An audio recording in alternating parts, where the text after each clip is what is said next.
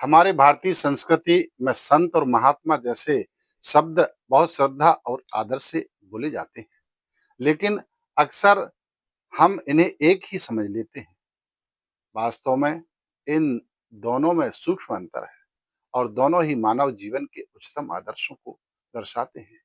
सबसे पहले बात करते हैं संत की। संत शब्द की उत्पत्ति सत से मानी जाती है, अर्थात जो सत्य में स्थित है। संत वह व्यक्ति है जो शांत है, मन से, वाणी से, व्यवहार से, वह इच्छाओं, क्रोध, लोभ, अहंकार से मुक्त होता है। संत संतुलन का प्रतीक होता है। ना तो वह संसार में पूरी तरह डूबा होता है और ना ही संसार से पूरी तरह कट जाता है।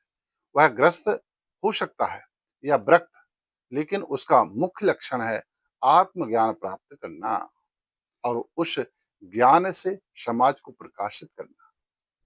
संत कबीरदास, संत तुलसीदास जी, संत रविदास जी, संत तुकाराम जैसे महापुरुष इसी श्रेणी में आते हैं। वे समाज के बीच रहकर संत समाज सुधारक भी होते हैं और आध्यात्मिक मार्गदर्शक भी। अब बात महात्मा की। महात्मा का शाब्दिक अर्थ है महान आत्मा। यह कोई संप्रदाय या वेशभूषा की उपाधि नहीं है। महात्मा वह व्यक्ति है जिसने अपने ज्ञान, अपने कर्मों और अपने चरित्र से साधारण मनुष्यों से बहुत ऊपर उठकर एक महान आत्मा बन गया हो। महात्मा को होना जरूरी नहीं है कि वह सन्यासी हो या साधु की वेशभूषा धारण करे। वह ग्रस्त जीवन में रहते हुए भी महात्मा हो सकता है। महात्मा गांधी, उन्होंने अहिंसा, सत्य, स्वदेशी और सर्वोदय के सिद्धांतों को निकलकर जिया, बल्कि वे पूरे विश्व को दिखाया।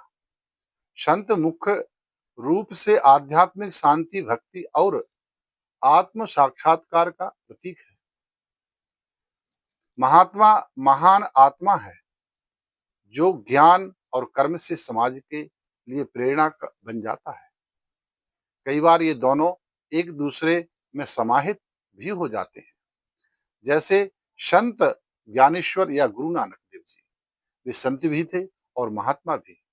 आज के इस भागदौड़ भरे युग में हमें संतों की शांति और महात्माओं के महान कर्मों से प्रेरणा लेनी चाहिए। हमें से प्रत्येक के भीतर एक छोटी सी संत आत्मा और महात्मा बनने की क्षमता है। बस उसे जागृत करने की जरूरत है। अंत में साईं इतना दीजिए जामे कुटुंब समाए, मैं भी भूखा ना रहूं, साधु न भूखा जाए। कबीरदास जी के इस दोहे को समझें। आइए हम सब मिलकर एक दूसरे के लिए प्रेम, सेवा और सत्य की भावना से जिएं। यही सच्चा संतत्व है, यही महात्मा है। जय श्री राधे।